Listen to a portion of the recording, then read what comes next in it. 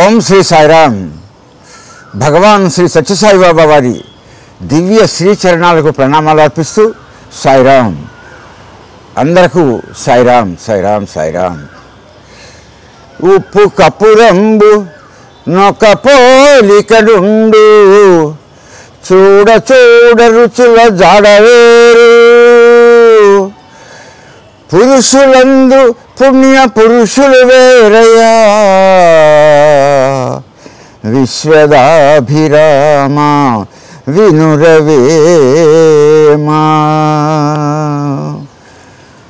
మహాత్ముడైన వేమన గారి సద్యం ఆయన ఇచ్చినటువంటి పద్యాలలో శతకంలో ఇదొక చిన్న బిట్ అన్నమాట.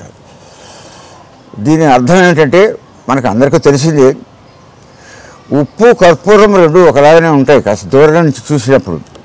ఇవాళ మరీ వచ్చే టేబుల్ సాల్ట్ తెల్లగా మెరుస్తూ ఉంటుంది.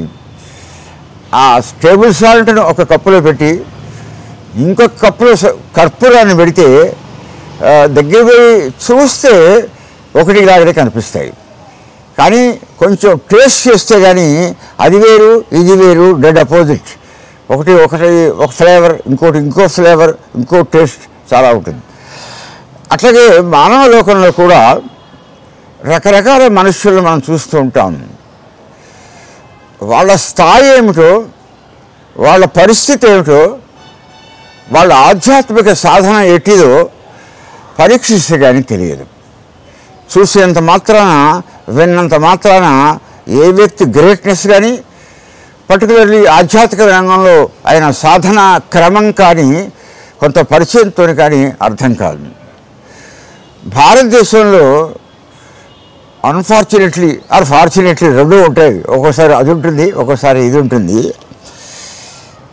సన్యాసం తీసుకొని ఆధ్యాత్మిక ప్రసంగాలు చేస్తూ దేశాలు తిరుగుతూ, లేకపోతే ఒకసారి ఆశ్రమాలు వేసుకొని శిష్యులని తయారు చేసుకొని గురువులుగా చలామణి అవుతూ ఎక్కడో ఉద్యోగం చేస్తుంటాడు.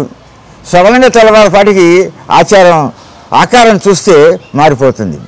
మెడలిండా దండలు చేతులు కట్టుకుంటారు, ఒక చిన్న ఆశ్రమంలో ఎక్కడో కూర్చుంటారు, స్టోరీలు ప్రారంభిస్తారు. అలాగే అమ్మలు అనే పేరుతో, అయితే బాబాలు అనే పేరుతో కంటే అమ్మలు అనే పేరుతో చలామణి అయ్యేవాడు తక్కువ ఉన్నారు. బట్ ఆధ్యాత్మిక శక్తులు తమకున్నాయని చెప్తూ భక్తులు చుట్టూ కూర్చోబెట్టుకునే ఆడవాళ్ళు ఉన్నారు. అంతకంటే ఎక్కువ సంఖ్యలో మగవాళ్ళు కూడా ఉన్నారు. ఇక కొంచెం గడ్డమించుకొని కాషాయ వస్త్రాలు వేసుకుని బాబా అంటారు మనవాళ్ళు. కొంచెం మంచిగా డిఫరెంట్గా తయారై కూర్చొని రెండు మంచి మాటలు చెప్పిన అమ్మగారిని పేరు పెట్టేస్తున్నారు. ఈ అమ్మలు బాబాలు ఇండియాలో అడుగులకి ఊరూరికి చాలా చోట్ల ఉన్నారు. ఇట్లా వందల సార్లు బాబా అమ్మ అనే పేర్లు వినిపిస్తుండటం వల్ల సామాన్య ప్రజానీకంలో ఇది ఒకమైనటువంటి వాళ్ళ వృత్తి కావచ్చు, ఏమైనా నాలెడ్జ్ ఉంటే ఉండొచ్చు. కానీ ఇట్లాగే ఉంటారు, బాబాలు ఉంటారు, అమ్మలు ఉంటారు, ఏదైనా అవసరం ఉన్నట్టు పోతుంటారు, మనకే ఉంది అని. చాలా బాబా అనే రెండు అక్షరాలు, అమ్మ అనే రెండు అక్షరాలు, వాటిని చాలా సులభంగా ప్రజానీకం అర్థం చేసుకుంటుంది. కొంతవరకు నిజమే కూడా. స్వామి కూడా ఒకసారి సత్యసాయి బాబా వారు చెప్పారు, ఎందుకో బాలసాయిని గురించిన ప్రస్తావన వచ్చింది. కర్నూలులో బాలసాయిని ఒక ఆయన సత్యసాయి బాబా వారి గెటప్లోనే కూర్చున్నారు. చుట్టూ ఎక్కువ లేరు కానీ 50-100 మంది భక్తులు ఉన్నారు. నేను కూడా ఒకసారి అయిష్టంగా ఆశ్రమంలో ప్రవేశించడం జరిగింది. వచ్చేసాం, అయిపోయింది. తర్వాత సత్యసాయి బాబా గారి పుట్టపర్తిలో అన్ని విషయాలు చెప్తూ ఇట్లా ఎంతోమంది బాబాలు ఉన్నారు, అట్లని అందరినీ మనం కొట్టివేయకూడదు, ఈయన దగ్గర ఏమీ లేదు మోసం చేస్తున్నాడు అని అనకూడదు. భారతదేశము కర్మభూమి, పుణ్యభూమి, ధన్యభూమి, వేదభూమి కనుక ఆధ్యాత్మిక చైతన్యం మా దేశంలో చాలా ఎక్కువగా ఉంటుంది.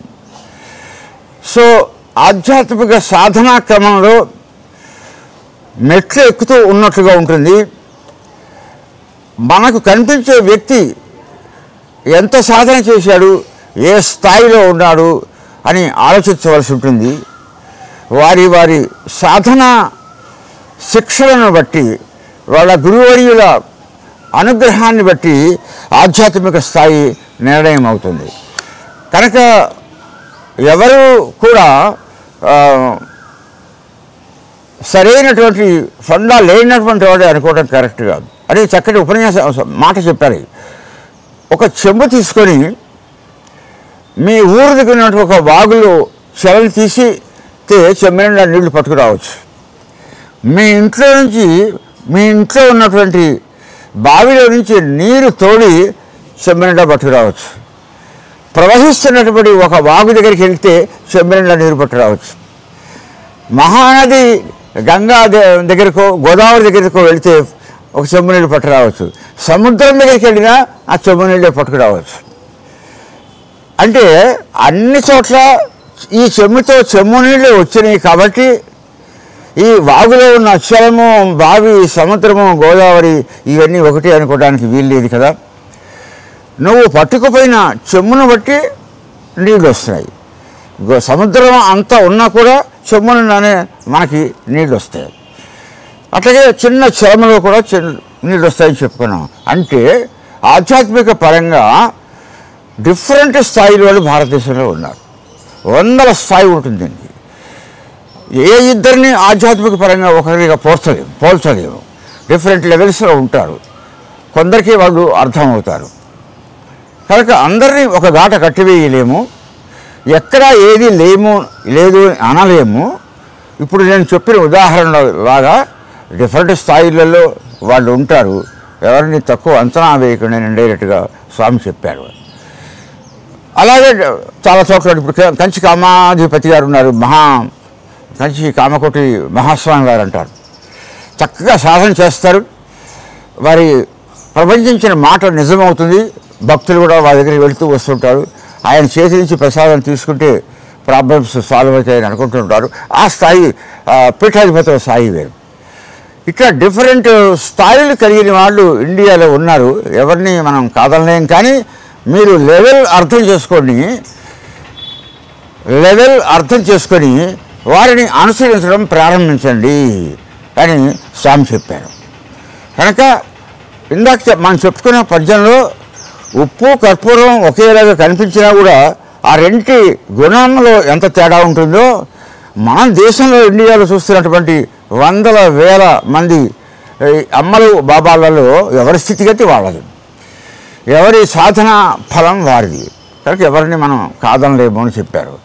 ఇది ఎందుకు నేను చెప్తున్నాను అంటే భగవాన్ శ్రీ సత్యసాయి బాబా పుట్టపర్తిలో ఉన్నారు. అది చూస్తున్నాం. భక్తులైన వారు స్వామి అంటున్నాము. ఇంకో మాట అనలేము ఆయన్ని. అదే తగిన పేరు అనిపిస్తుంది.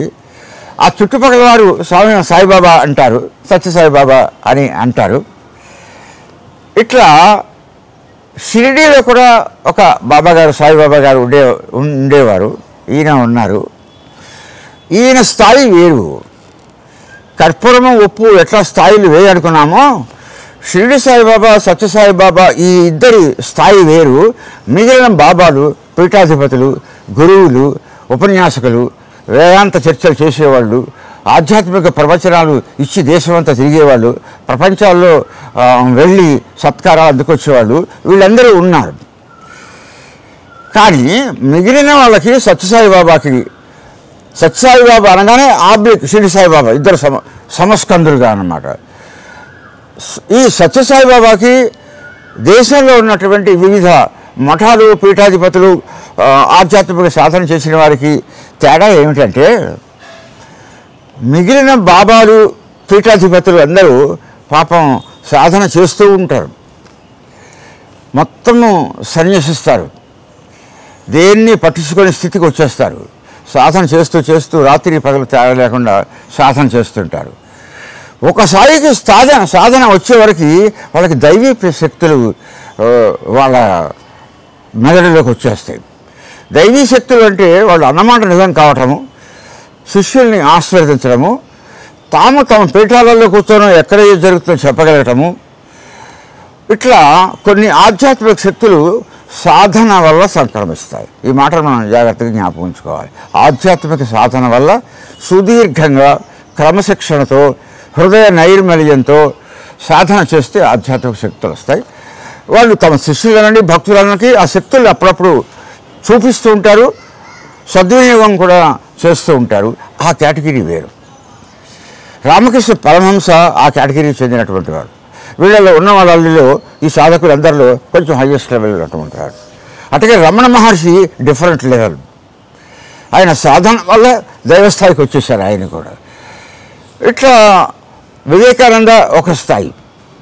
అట్లాగే చాలామంది ఉన్నారు, వీళ్ళందరూ డిఫరెంట్ స్థాయిలో. వీళ్ళందరూ తేడా ఏమిటి అంటే, స్వామీజీలు అమ్మలు అందరూ ఆధ్యాత్మిక సాధన చేసి కాస్త కోస్త శక్తులు సంపాదించుకొని తమకి మానవాతీత శక్తులు ఉన్నాయని, ఏమైనా చేయగలము అని భక్తులను నమ్మింపజేసి వాళ్ళు పబ్బం కడుకునేటువంటి వాళ్ళు ఉన్నారు.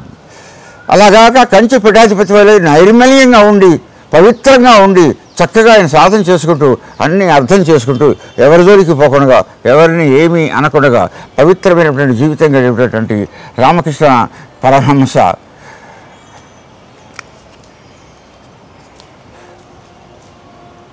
వంటి వాళ్ళు ఉన్నారు. కానీ సత్యసాయిబాబా వారు కానీ షిరిడి సాయిబాబా వారు కానీ అటువంటి వారు కాదు. సాధన చేసి ఆధ్యాత్మిక శక్తులు సంపాదించినటువంటి వారు కాదు. చాలామంది అంటారు, ఇప్పటికీ నన్ను కూడా చాలామంది ప్రశ్నించారు, సత్యసాయిబాబా వారు అన్ని చక్కటి విషయాలు చెప్తున్నారు, బోధన బాగుంటున్నది, కానీ ఆయన ఈ మిరకిల్స్ చేయకుండా ఉంటే బాగు అనే కొంతమంది ఉన్నారు. ఎందుకని అని నేను అడిగితే, మిరకిల్స్ చేస్తూ పోతే సాధనా బలం తగ్గిపోతుంది కదా, ఆయన సంపాదించుకున్న శక్తి తగ్గిపోతుంది అనే వాదన ఒక అభిప్రాయం ఇండియాలో ఉన్నది. ఏమిటది?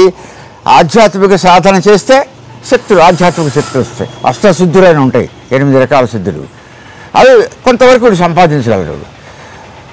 మానవాతీత శక్తి ఉన్నది కాబట్టి ఇక్కడ ఒకటే అనకూడదు. షిరిడి సాయిబాబా, సత్యసాయిబాబా ఆధ్యాత్మిక సాధన చేసి శక్తులు పొందిన వాళ్ళు కాదు. అది మనం జ్ఞాపకం చేసుకోవాలి. మరి ఎట్లా వీళ్ళకి వచ్చాయంటే జన్మతః వచ్చాయి. వీళ్ళు సాధన చేసుకుని రావాలి. సాధన చేసుకొని శక్తులు సంపాదించినట్లయితే ఆ శక్తులు ఉపయోగించి వస్తువులు మెటీరియలైజ్ చేసినా, లేకపోతే వ్యాధి నిర్ధారణలు నివారణలు చేసినా, అంటే మానవాతీత శక్తిని వ్యయం చేస్తూ పోయినట్లయితే వాళ్ళ సాధనా ఫలం తగ్గిపోతుంది. కనుక సాధన చేస్తున్న వ్యక్తులు మిరాకిల్స్ చేయకూడదు, లీలలు చేయకూడదు, ఆ శక్తిని ఉపయోగించకూడదు. స్వామి ఒకసారి చెప్పారు, దురదృష్టవశాత్తు భారతదేశంలో వందలాది మంది వేలాది మంది మహర్షులు ఉన్నారు. వేలాది సంవత్సరాలు వాళ్ళు తపస్సు చేశారు, ఎన్నో శక్తులు సంపాదించారు, కానీ వాటిని దుర్వినియోగం కూడా చేశారు. సమాజానికి హాని కలిగించే పనులు కూడా చేశారు. ఉదాహరణకి దుర్వాస మహర్షి రాగానే అందరికీ వణుకు పుడుతుంది. మహారాజులు కూడా వణికేవాళ్ళు, మిగిలిన వాళ్ళు వణికేవాళ్ళు. ఏమిటి?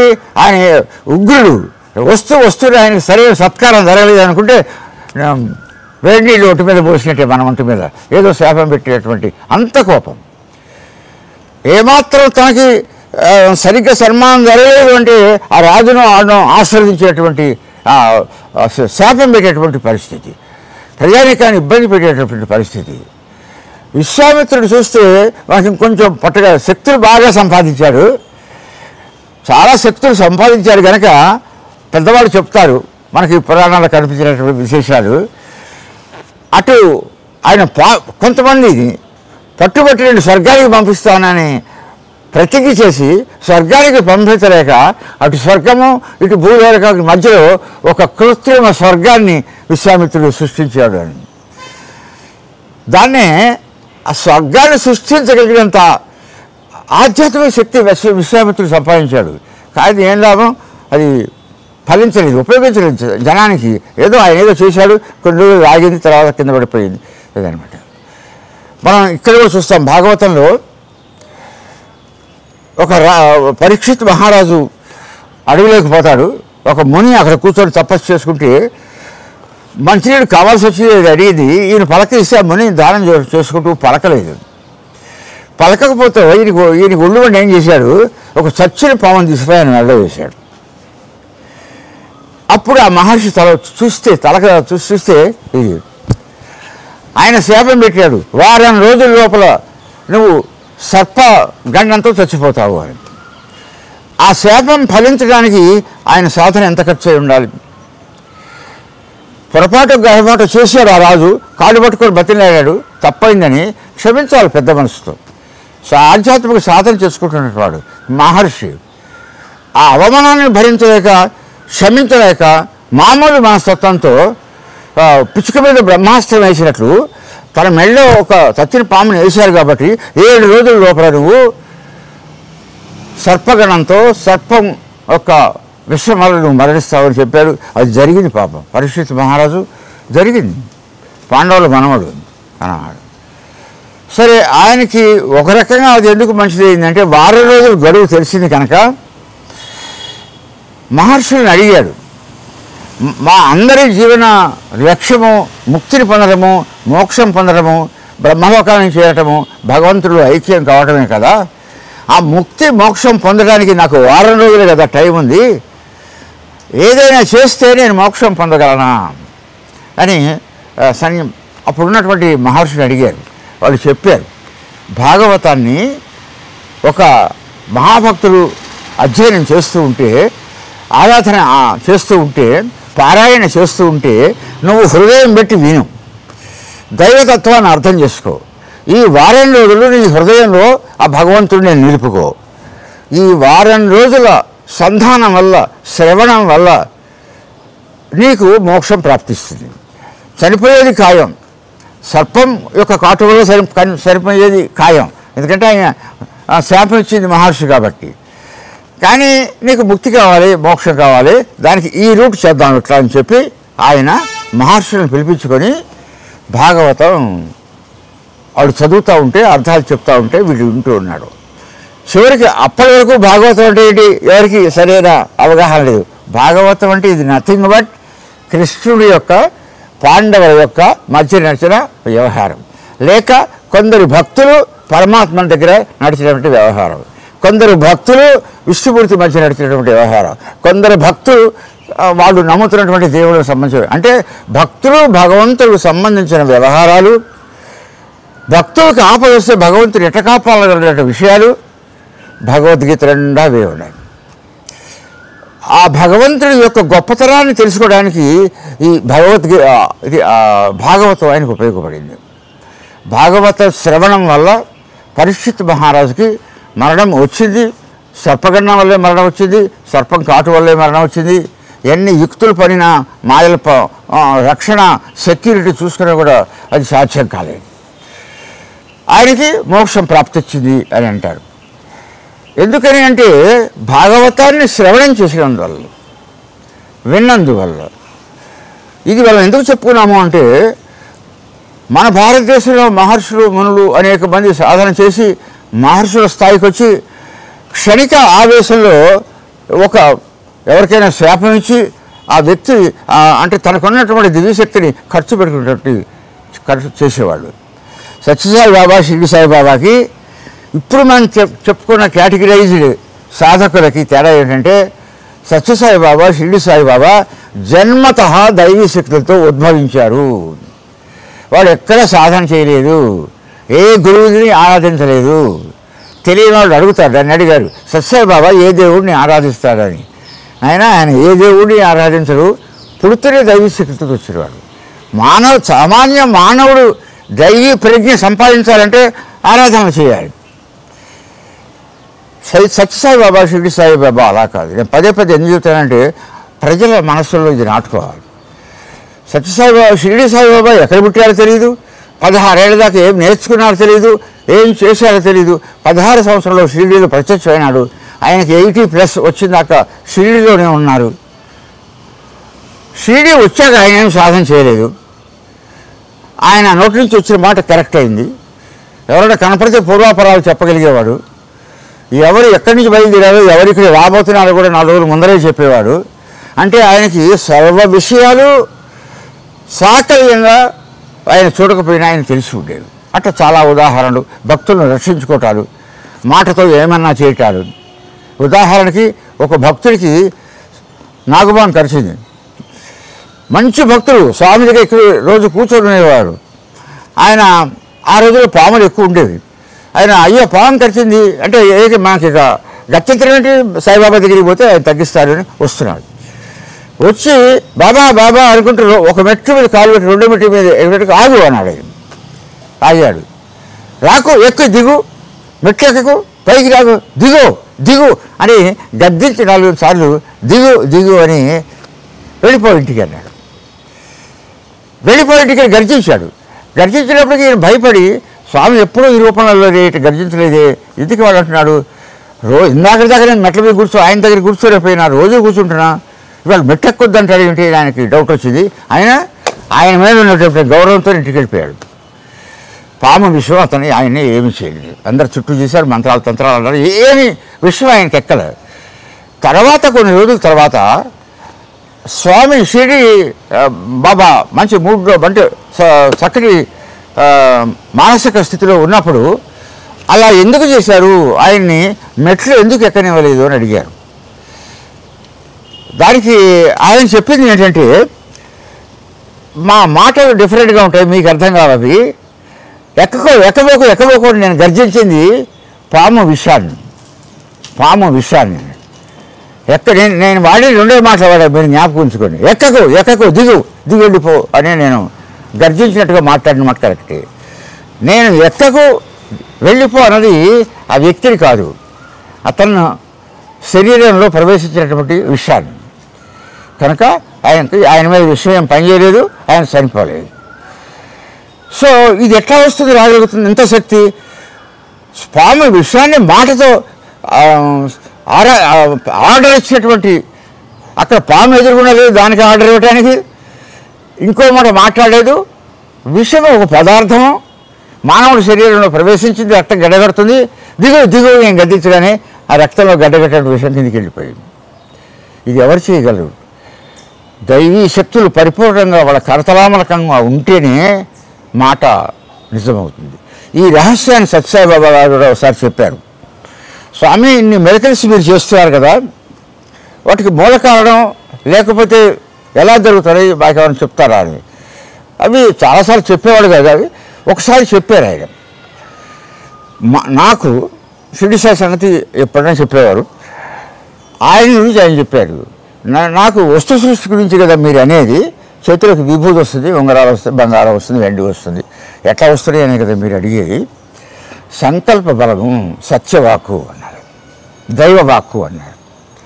అంటే నేను సాక్షాత్తు దైవాన్ని కనుక 100% భగవద్ విభూతులు ఉన్నవాడిని కనుక, నేను పలికిన మాట వ్యర్థం కాదు కనుక, లేకపోతే నా ఆలోచన వ్యర్థం కాదు కనుక, నాకు ఏదైనా సంకల్పం కలిగినట్లయితే అది వస్తువు దాలుస్తుంది.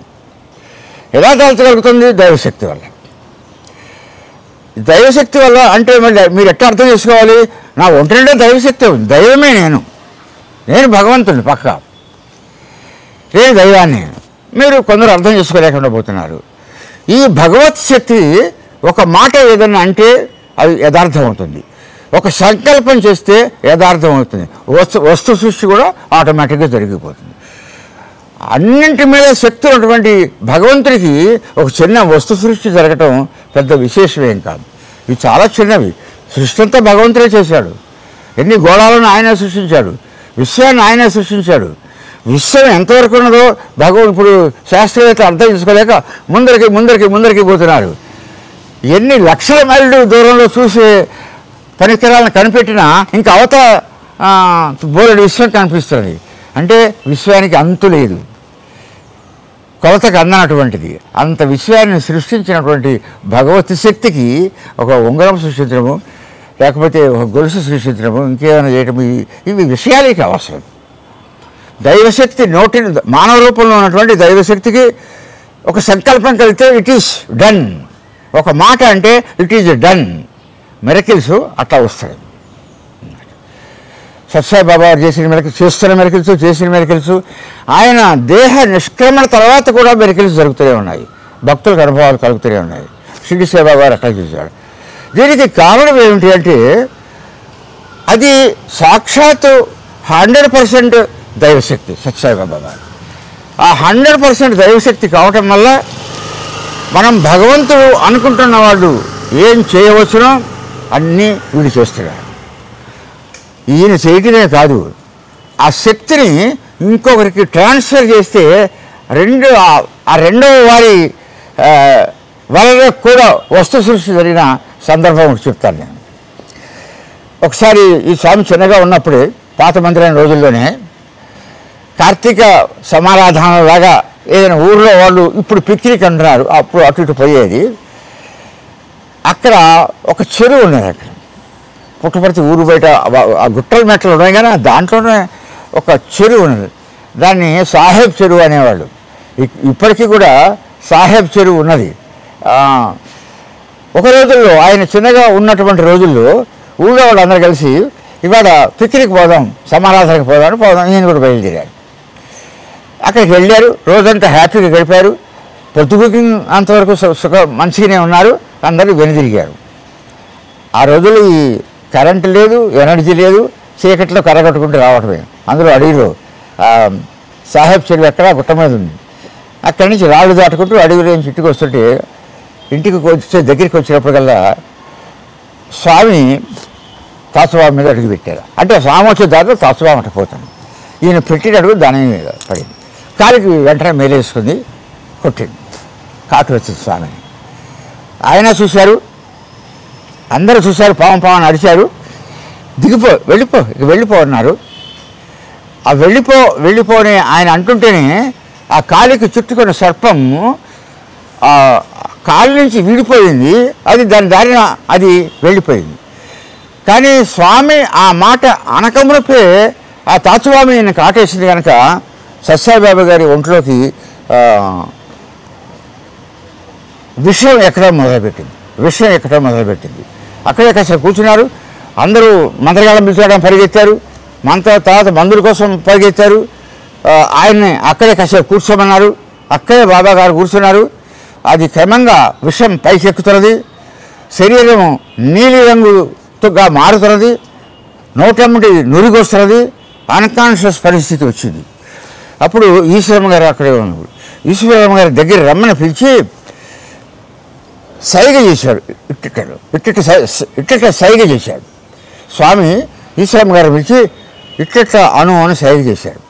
ఆమెకేం అర్థం కాదా, కాస్త గట్టిగా ఆమె స్వామి చెప్తున్న క్యాచ్ చేశాడు అని ఆమె ఇట్ట అనేటప్పటికి విభూతి చేతిలోకి వచ్చింది. ఆమె చేతిలోకి ఈశ్వరమ్మ గారి చేతిలోకి విభూతి వచ్చింది. అక్కడ పుయ్యి ఆయన సైగ చేశారు. ఆ కాలు పాము ఎక్కడ కాటు వేసిందో అక్కడ ఈశ్వరమ్మ గారు చేతిలోకి వచ్చిన విభూతి ఆమె అక్కడ ఈయన డైరెక్షన్తోనే అక్కడ పెట్టారు. నీలిరంగంగా మారుతున్న శరీరం మామూలు అయిపోయింది. నొరగా ఆగిపోయింది. అన్కాన్షియస్ అయ్యేవాడు మళ్ళీ మంచిగా అయిపోయాడు. లేచి కాలు దులిపి ఇంకా అయిపోయింది. దాని పని ఆయన చేసింది, మన పని మనం చేసాం. దాని కాలు మీద కాలు పెట్టారు, కాటేసింది, విషం ఎక్కింది, విషం దిగింది, అయిపోయింది అని వెళ్ళిపోయాడు. అంటే దీంట్లో సత్యసాయిబాబా వారి మెరకల్స్ ఒక డిఫరెంట్ మెరకల్ ఇది. ఆయన హస్తచాలనం వల్ల విభూతి వచ్చేది, ఏదైనా వచ్చేది. కానీ అవసరమైతే ఆ తర్వాత స్వామి చెప్పారు, స్వామి ఇది ఎట్లా సాధ్యమైందంటే నేను ఆస్తుతో కూడా నేను చేయి తిప్పితే విభూతి వస్తుంది, కానీ నేను చేసిన సృష్టి వల్ల వస్తువు వల్ల దాన్ని నేను ఉపయోగించుకోకూడదు. ఈ శరీరానికి ఆ మెరకిల్ అంటకూడదు. కనుక వేరే వాళ్ళకి వచ్చినప్పుడు నేను మెరకిల్ చేస్తారు. ఇప్పుడు ఆ వస్తు సృష్టి చేయగల శక్తిని కొంచెం గృహం అమ్మాయికి ట్రాన్స్ఫర్ చేశారు. అది కూడా మనసులో అనుకున్నాడు, విభూతి ప్రసాదం ఆమె చేతికి వచ్చుగాక అని అనుకున్నారు. ఏమనుకున్నారు, అందుకని ఆమె చేతిలోకి విభూతి సృష్టి వచ్చింది. ఆ విభూతి చేత ఆ పాము కాటుని ఆయన నివృత్తి చేసుకోగలిగారు, విషయాన్ని తగ్గించుకోగలిగారు. అంటే సత్యసాయిబాబా వారు చేసినటువంటి అనేక మెరకిల్స్లో ఇది ఒక రకమైన మెరకిల్, మహిమ. ఇవి ఎన్ని రకాలు, వందలు వేల లక్షల కోట్ల రకాలు, వైవిధ్యం ఉండేది. స్వామివారు చేసినటువంటి మెరకిల్స్లో వైవిధ్యం ఉండేది. ఉదాహరణకి మా బంధువులు అయినటువంటి ఒక ఐఏఎస్ ఆఫీసర్ ఉండేవారు. ఆయన పుట్టపర్తి వెళ్ళారు. ఆయన భక్తుడున్నారు. కానీ ఇంకొక స్వామివారు ఇక్కడ కూర్చొని ఉన్నారు, వాసుదేవరావుతో సంభాషణ కంటిన్యూ చేస్తున్నారు.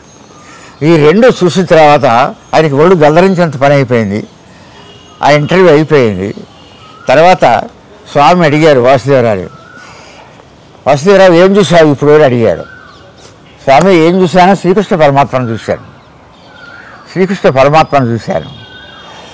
ఎట్లా అన్నారు ఆయన. ఎట్లా అంటే కృష్ణుడు తీసుకురమ్మని కంసుడు అక్రూరుడి అనే ఆయన చేత రథం పంపించాడు రేపల్లికి. అక్రూరుడు మంత్రి. ఆ రోజులలో రధికుడిని బట్టి ఈ రథం తోలేవాడి కేటగిరీ ఉండేది, సారథిగా. రధికుడిని బట్టి సారథి కేటగిరీ ఉండేది, అంటే ఆ స్థాయిని బట్టి ఉండేది. కృష్ణుడు చిన్నపిల్లలుగా అక్కడే ఉన్నారు. కృష్ణుడు బలరాముడు అక్కడే ఉన్నారు. వాళ్ళని పిలిపించి ఎక్కడో చోట ఇక్కడ చంపాలి అని కంసుడు ఉద్దేశము. మరి వాళ్ళు తీసుకురావడం ఎట్లా? నేను ఎవరినైనా వేరే వాళ్ళు పంపిస్తాడు, నమ్మరు, రారేమో. ఇక్కడి నుంచి నేను ఎవరు పంపిస్తున్నానో వాళ్ళు మాటలనే కృష్ణుడు నమ్మగలగాలి. అప్పుడు అక్రూరుడిని సెలెక్ట్ చేశాడు. అక్రూరుడు కృష్ణ భక్తుడు. అప్పటికి కృష్ణుడు చిరతనంలో ఉన్నా కూడా ఆయన సామాన్యుడు కాదు, ఆయన మహానుభావుడు అని ఆరాధన చేస్తున్న వాళ్ళు అక్రూరుడు కూడా ఉన్నాడు. అక్రూరుడు హై స్టేజ్లో రథ చోదకుడు, సారథి కూడా. కనుక అక్రూరుడిని ఆ వేపల్లో పంపించాడు. ఈయనకి ఆయన మీద భక్తి, కృష్ణుడి మీద. కృష్ణుడికి ఈయనేంటి తెలుసు. అక్రూరుడు అడక్కడుగానే మా మామ తీసుకురమ్మన్నాడు రమ్మని, పోదాం పద అన్నాడు. రథం ఎక్కారు. కృష్ణుడు బలరాముడు ఇద్దరు రథం ఎక్కారు. అక్రూరుడు అక్కడే ఒక సాష్టాంగ నమస్కారం పెట్టుకొని రథం తోలుతున్నాడు. యమునా నది ఒడ్డుకు వచ్చేటప్పటికి ఉదయం 7-8 గంటలు ఎంత టైం అయిందో. వీళ్ళు కొంచెం ఉపాసన చేసే అలవాటు ఉండి ఉన్నదో, లేకపోతే జనావళి దృష్టిలో పట్టానికి అది క్రియేట్ చేయబడిందో, అక్రూరుని కొంచెం ఇక్కడ రథం ఆపు, మేము దిగి కాళ్ళు చేతులు కడుక్కొని అర్ఘ్యం ఇచ్చొస్తాము అంటే రథం ఆపాడు. కృష్ణుడు బలరాముడు ఇద్దరు నీళ్ళలో దిగారు. నీళ్లు అర్ఘ్యం ఇస్తున్నారు సూర్యుడికి. ఇట్లా వాళ్ళకు నిత్యం చేసేటటువంటి వాడు సాధన అది చేసుకున్నారు. మళ్ళీ అక్రూరుడి దగ్గరికి రథం దగ్గరికి వచ్చాము. అక్రూరుడు కూడా ఏం చూస్తున్నాం అంత ఆశ్చర్యంగా అని కృష్ణుడు అడిగాడు. ఏం చెప్పమంటారు స్వామి? ఇందాక మీరు రథం నుంచి దిగిపోయినారు కదా, దిగి మీరు యమునా నదిలోకి వెళ్ళి అర్ఘ్యం ఇస్తున్నారు. అక్కడ మీరు అర్ఘ్యం ఇస్తుండగా నేను చూశాను.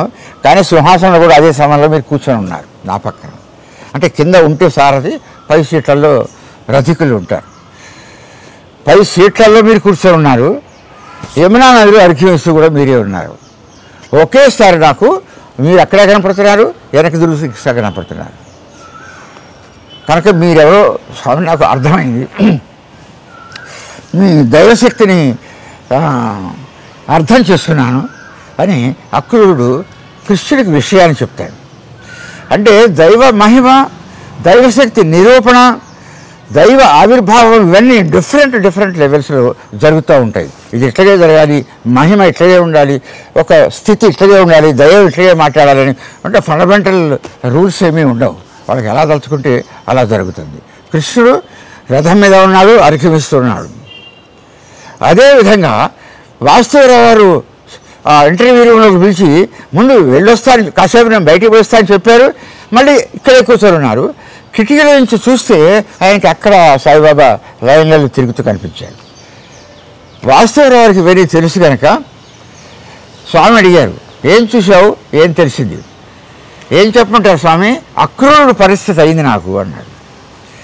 అక్రూరుడు పరిస్థితి అయింది అంటే ఏమిటో ఈయనకి తెలుసు, స్వామివారికి తెలుసు. ఒక చిన్న నవ్వునవి, అది నువ్వు అర్థం చేసుకున్నావు కదా చాలు అన్నాడు. అక్రూరుడి పరిస్థితి అయింది స్వామి అనడంలో వాసుదేవ గారి ఉద్దేశం ఏంటంటే, మీరు నాకు లైన్లలో కనపడ్డారు, రూములోనే కనపడ్డారు, ఒకే స్థితిలో ఒకే సమయంలో. అక్రూరుడికి రథం మీద ఉన్నాడు శ్రీకృష్ణుడు, యమునా నదిలో ఉన్నాడు. ఒకే సమయంలో 2 చోట్ల పక్కపక్కనే కనిపించారు, మీరు అలాగే కనిపించారు. కనుక నాకు అక్రూరుడు జ్ఞాపకం వచ్చాడు. అక్రూరుడి స్థాయి నాకు మీరు ఇచ్చినందుకు శతాభివందనాలు, మీకు పాదాభివందనాలు. ఎందుకంటే నా మీద దయదలిచే కదా మీరు ఆ దృశ్యం నాకు చూపించగలిగారు. ఒకే సమయంలో అక్కడ ఉన్నారు, మీరు ఇక్కడ ఉన్నారు. దివ్య దర్శనము. ఆనాడు ద్వాపరయుగంలో కృష్ణ పరమాత్మ అక్రూరుడికి ఏ వరమైతే ప్రసాదించారో, ఏ దివ్యశక్తి అయితే అనుగ్రహించారో, ఏ మహిమని ఆయనకి ఆవిర్భవింపజేశారో అలాగే నాకు జరుగుతుంది అనుకుంటున్నాను. అక్రూరుడు స్థాయి ఇచ్చారు స్వామి, సాయిరామ్ నమస్కారం అని వాసుదేవ గారు అది ముగించుకొని ఇంటర్వ్యూ ముగించుకొని వెళ్ళిపోయాడు. ఇట్లా ఎంతోమందికి ఎన్నో ఇంటర్వ్యూలు ఇచ్చారు స్వామి, ఎన్నో మహిమలు చేశారు. ఆ మహిమలు రకాలైన గురించి ఎట్లెట్లా ఉంటాయని గురించి నెక్స్ట్ సెషన్లో మనం మాట్లాడుకుందాము. ఈ సెషన్ అంటే ఈ అరగంటలో మనం మాట్లాడుకోవడంలో మీరు అర్థం చేసుకోవాలని నేను కోరుకునేది ఏమిటంటే, షిరిడి సాయిబాబా వారు, సత్యసాయిబాబా వారు చిన్నప్పటి నుంచి సాధనలు చేసి, గురువు దగ్గర ఆరాధనలు చేసి, ఏదో ఒక ప్రత్యేక దైవాన్ని కొందరిని ఆరాధిస్తారు, ఒక్కొక్క దైవాన్ని ఆరాధిస్తూ ఉంటారు. అట్లా ఆరాధించి ఈ దైవీ శక్తులు తెచ్చుకున్నటువంటి వాళ్ళు కాదు. జన్మత పుట్టగమనపు కూడా సత్యసాయిబాబా వారికి వెనకలు జరిగాయి. సత్యసాయిబాబా గర్భంలో, తల్లి గర్భంలో ఉన్నప్పుడే అక్కడ వాళ్ళు ఇంట్లో పరికరాలు వాటింతగా మోగటం మొదలుపెట్టాయి. తండ్రి పోయి ఏమిటి ఇట్లా జరిగింది అంటే ఆయన అడిగారు, బాగా పండితులు ఉంటాడు, మీ ఇంట్లో ఎవరైనా గర్భవతిగా ఉన్నారు? అవును అంటే, ఆ గర్భంలో మహానుభావుడు ఉన్నాడు, అందుకనే ఆ మహానుభావుడిని ఆరాధిస్తున్నాయి ఈ వాద్య పరికరాలు. అంటే దేవతలు తాము పైనుంచి దిగి వచ్చి ఈ పరికరాలను ప్లే చేస్తూ గర్భస్థ శిశువుకి నమస్కారాలు అందించుకుంటూ ఆయన ఆశీర్వదిస్తూ ఉన్నారు. అది మంచిగా జరిగింది. అంటే ఈయన ఇంకా బయటికి రాలే, సత్యసాయిబాబా తల్లి గర్భం నుంచి బయటికి రాలే, మెలకలు స్టార్ట్ అయినాయి అన్నమాట. గర్భం నిలవటానికి ముందే మనం ఒక సెషన్లో చెప్పుకున్నట్టున్నాం, ఆకాశం నుంచి పెద్ద లైట్ నీరు గోళంగా మారి అది దొర్లుకుంటూ వచ్చి ఈశ్వరమ్మ గారి గర్భంలోకి పోయింది. అప్పుడు ఆమె కన్సీవ్ అయింది. అంటే జననాత్ పూర్వమే ఆ శరీరం ఆకృతి రాకమునిపే దైవశక్తులు ప్రపంచానికి వెల్లడయ్యాయి. ఇది సత్యసాయిబాబా స్థాయి. షిరిడి స్థాయి కూడా చేశారు, కానీ అది డిఫరెంట్గా ఉంటుంది. మనం సత్యసాయిబాబా వారి గురించి చెప్పుకుంటున్నాం కాబట్టి సత్యసాయిబాబా వారి స్థితిగతి ఇది. సాక్షాత్ దేవుడు, సాక్షాత్ పరమాత్మ. దాన్ని ఇంకొంచెం లోతుల్లోకి వెళ్ళి మనం చెప్పుకున్నాం. మొత్తానికి ఎవరు సత్యసాయిబాబా అంటే నిర్భయంగా దైవావతారం అని మనం చెప్పవచ్చు. వీటూరి ప్రభాకర శాస్త్రి గారని ఒక పండితుడు ఉన్నాడు, ఆయన వ్యాసాలు రాశాడు. ఆయన దాని నుంచి పద్యాలు రాస్తూ, దేవుడెక్కడనసు దేవులాడగనేల, దేవుడున్నది ఇక్కడే పుట్టపర్తినందు, దేవుడెక్కడనసు దేవులాడగనేల, దేవుడున్నది ఇక్కడే పుట్టపర్తియందు ప్రశాంతి నిలయమందు. పిలిచి చూడు, మీకు ఏమైనా అనుమానం ఉన్నట్టయితే, దేవుడు ఉన్నాడా లేదా అని అనుమానం ఉన్నట్టయితే సాయిని పిలిచి చూడు. కానీ ఆ పిలుపు హృదాంతరము నుండి రావలసి ఉండెనని, ఆ పిలుపు హృదాంతరంగము నుండి రావలెన్. దేవుడు ఉన్నాడా, పిలిస్తే పలుకుతాడా అని ఎవరికైనా అనుమానం వస్తే, ఉన్నాడు, ఇక్కడే ఉన్నాడు. పెద్దగా మీకు పిలవండి, మీకు ఏదైనా ఆపత్కాలం వచ్చినప్పుడు తప్పకుండా ఇక్కడి నుంచి సత్యసాయిబాబా గారు మీకు సమాధానం ఇస్తారు. కనుక దేవుడు ఉన్నాడు అని డౌట్ వస్తే ఇక్కడే ఉన్నాడు. అయితే ఒక కండిషన్ పెట్టారు, అందరూ తెలిసిన వాళ్ళు అందరూ అదే పెడతారు. మరి అట్లా పిలిస్తే దేవుడు వస్తున్నాడు, కనపడుతున్నాడు, సత్యసాయిబాబా వస్తున్నాడు అంటే ఎవరైనా పిలవచ్చు, ఎప్పుడైనా పిలవచ్చు. వస్తాడా అంటే రాడు. ఆ పిలుపు హృదయాంతరంలో నుంచి రావాలి, హృదయంలో నుంచి, కడుపులో నుంచి, ఆత్మ స్థాయి నుంచి. అంటే ఇక వేరే అరలు లేకుండా, వేరే ఆలోచన లేకుండా 100% నమ్మి నీవే దిక్కు. ఆనాడు గజేంద్రుడు కృష్ణుడిని ప్రార్థించినట్టుగా హృదయాంతరాల నుంచి సాయి అని పిలిస్తే ఓయి అని పలకటానికి ఈయన సిద్ధంగా ఉన్నారు. అట్లా చేస్తానని స్వామి చెప్పారు. సాయి అని పిలిగితే ఓయి అని పిలుస్తాడు. అయితే మీరు పిలిచే పద్ధతి మీద, పిలిచే సందర్భం మీద, దాని మీద ఆధారపడి పిలవండి. స్వామి అదే అన్నారు, ఎవరు చెప్పుకున్న మాటలో మీరు నమ్మి గుడ్డిగా సాయిబాబా దేవుడని మరొకరితో చెప్పకండి. Come here, test me, examine me and then believe అన్నారు స్వామి. ఇక్కడికి రండి, నన్ను చూడండి, అర్థం చేసుకోండి, డిస్కస్ చేసుకోండి, ఎనలైజ్ చేసుకోండి. మీరు ఏ డెసిషన్కి వస్తే ఆ డెసిషన్ చెప్పండి. బట్ ఐఆమ్ గాడ్ అని చాలాసార్లు చెప్పారు. దీనికి సంబంధించిన విషయాలను నెక్స్ట్ వీడియోస్లో మనం చూసుకుందాం. జై సాయిరామ్.